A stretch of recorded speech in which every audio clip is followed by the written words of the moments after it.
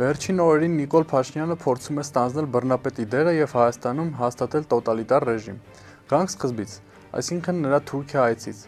Ոչ մեկիս համար գաղտնիք չէ, որ Էրդողանի, Ալիևի ու Փաշինյանի խոսույթները համընկնում են շատ հարցերում, սկսած Արցախից, վերջացրած եկեղեցու հարցից։ Այդ իսկ պատճառով մենք լեգիտիմ իրավունք ունենք եզրակացնելու, որ տեղի ունեցողը անմիջական հրաման է Թուրքիայից։ Խարխրել, վարկաբեկել պետության հիմքերն ու ազգային արժեքները։ Թուրքիա այցից հետո սկսվեց խուզարկությունների ու ձերբակալությունների ալիք։ Ձերբակալություններից ամենաուշագրավը Բագրատ arczepiskopos-ի ձերբակալությունն էր, ինչին հետևեց նաև ՔՊԱ-ական ուսապարկերի վայրահաչոցները, ուղղված սրբազան հոր հասցեին եւ քննչական կոմիտեի մոնտաժված ձայնագրությունները, որոնք լսելուց ակնհայտ է դառնում, որ դրանք դեսից դենից վերցված եւ իրար կպցված զրույցներ են, բառեր եւ նախադասություններ են։ Կալանքի հարցը մակագրվեց մի դատավորի, որի առկայությունը կասկած չէր թողնում վճռի հարցում։ Դատանի բակում հավաքված քաղաքացիների թիվը մեծ չէր, ինչը ինձ առավել զարմացրեց, առկա չէին նաև մեծ թվով հոգևորականներ, որոնց ներկայությունը պարտադիր էր այդտեղ։ Այնուհետև կարդացի Մայր Աթոռի հայտարարությունը, որը ըստիս այդպեսին չպետք է լիներ։ Հենց այդ հայտարարությունը ընդունելով որպես թուլության դրսևորում, քննչական կոմիտեն Նիկոլի հրահանգով անցավ հաջորդ գործը կարելուն։ Չեմ արել հեղաշրջման։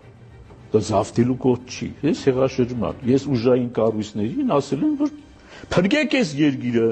Միխայել Սրբազանի մեկ տարի առաջվա հարցազրույցի վերաբերյալ վարույթ նախաձեռնվեց, ու այստեղ հարց է առաջանում. Ինչու հենց հիմա, Նիկոլ? Պատասխանը մեկն է. այս ամենը հակաեկեղեցական արշավի մաս է, ծրագրված գործողությունների հաջորդականություն, որը միտված է հայաստանյաց առաքելական Սուրբ եկեղեցու, հետեւաբար ողջ հայության դեմ։ Պատմության մեջ միայն աթեիստ բոլշևիկներն ու ցեղասպան թուրքերն էին հալածել մեր հոգևորականներին։ Հիմա նրանց թվին ավելացաք նաև դուք։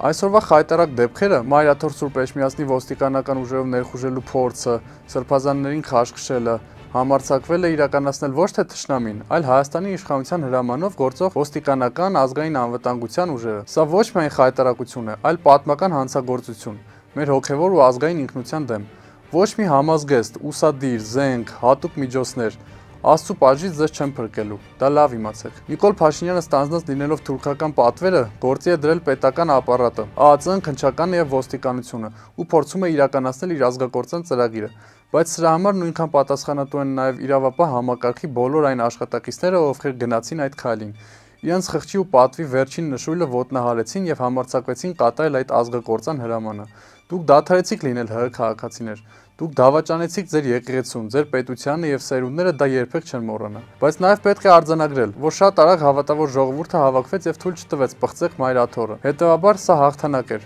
հույսի, վերածննդի եւ պայքարի սկիզբ։ Այս պայմաններում մեր սրբություններին սատար կանգնելը այլևս ոչ թե ընտրություն է, այլ գոյության պայման։ Պետք է սատար կանգնենք մեր եկեղեցուն։ Թույլ չտանք, որ թուրքական օրակարգը սպասարկող իշխանությունը զավթի եկեղեցին։ Բոլոր քաղաքական ուժերը, հասարակության շրջանում հեղինակություն վայելող անհատները, մտավորականները, ուսանողությունը, բոլոր ազդեցիկ անհատները պետք է վայր դնեն անձնական տարաձայնությունները, համախմբվեն ազգի ողնաշարն այսօր պահող կառույցի, հայաստանյաց առաքելական Սուրբ եկեղեցու շուրջ ու լծվեն այս իշխանությանը վռնդելու սուրբ գործին։ Պահն օրասական է։ Աջակցությունս Բագրատ եւ Միքայել Սրբազաններին, ինչպես նաեւ քաղաքական իշխանությունների կողմից թիրախավորվող մյուս եկեղեցականներին։